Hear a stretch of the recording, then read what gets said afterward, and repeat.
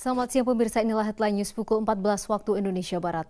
Pimpinan Komisi Pemberantasan Korupsi pada hari ini masuk dan bekerja mendadak pasca operasi tangkap tangan pejabat di Musi Banyuasin, Sumatera Selatan.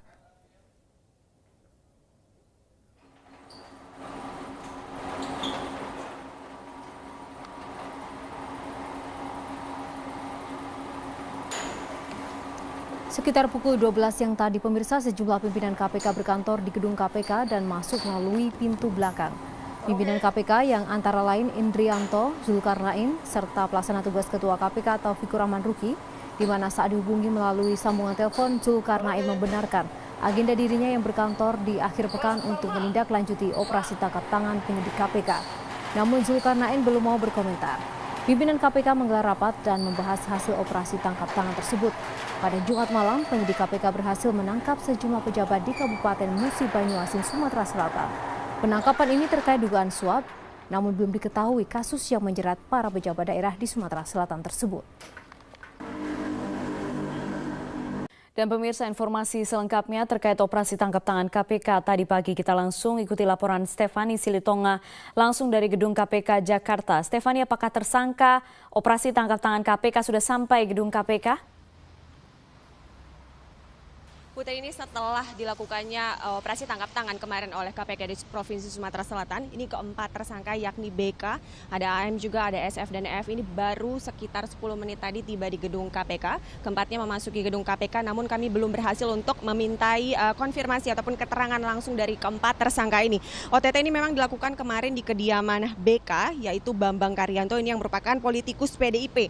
Bambang Karyanto ini juga merupakan ketua fraksi PDIP, ketua Komisi 3 DPRD Muba Sumatera Selatan, di mana juga merupakan ketua DPC PDIP Musi Banyuasin. KPK juga dalam OTT ini menangkap ada Munandar, ini yang merupakan politisi Gerindra, fraksi Gerindra, ini merupakan rekanan dari Bambang Karyanto di Komisi 3. Komisi 3 ini diketahui komisi yang menangani terkait dengan infrastruktur, Putri. Selain itu KPK juga menangkap Kepala Dinas Pendapatan Pengelolaan Keuangan dan Aset Negara Syamsuddin F.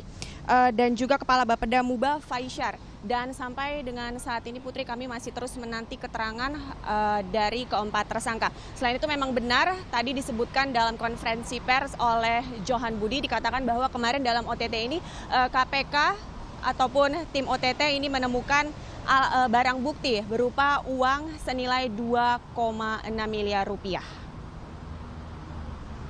Putri. Stefani Silitonga melaporkan dari gedung KPK Jakarta. Terima kasih. Meski telah ditolak oleh Presiden Joko Widodo, DPR mengaku tetap akan melakukan revisi terhadap Undang-Undang KPK karena sudah masuk prioritas prolegnas. DPR membantah ada kepentingan untuk pelemahan KPK. Hal ini dinyatakan oleh Wakil Ketua DPR Fadly Zon.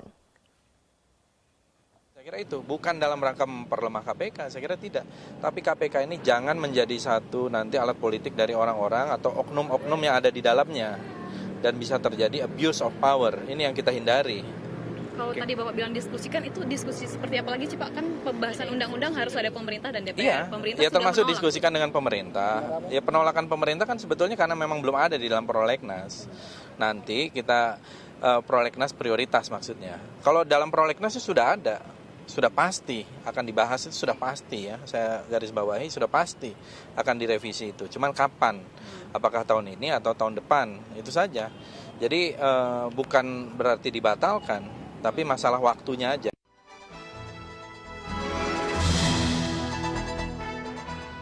Kembali di Metro Highlights, pemirsa, wewenang penyadapan yang dimiliki KPK menjadi poin yang selalu diincar DPR dalam setiap rencana revisi Undang-Undang KPK.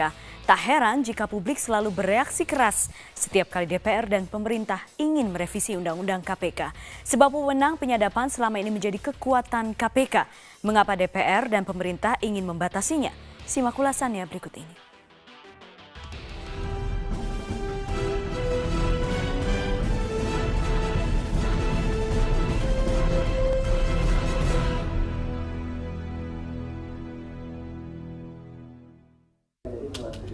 Janganlah, kita sudah Ramadan ini, kawan-kawan yang menghadapi Ramadan, yang punya oil and gas keluar negeri kan seperti ini.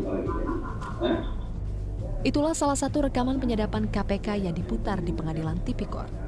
Kewenangan penyadapan yang dimiliki KPK membuat lembaga ini memiliki instrumen untuk menangkap pelaku tindak pidana korupsi.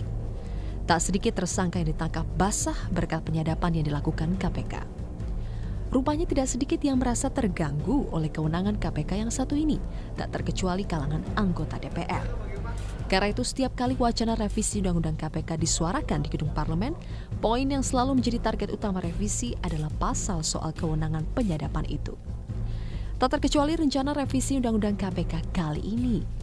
Kewenangan penyadapan oleh KPK yang diatur dalam pasal 12 juga menjadi target favorit DPR dan pemerintah untuk direvisi.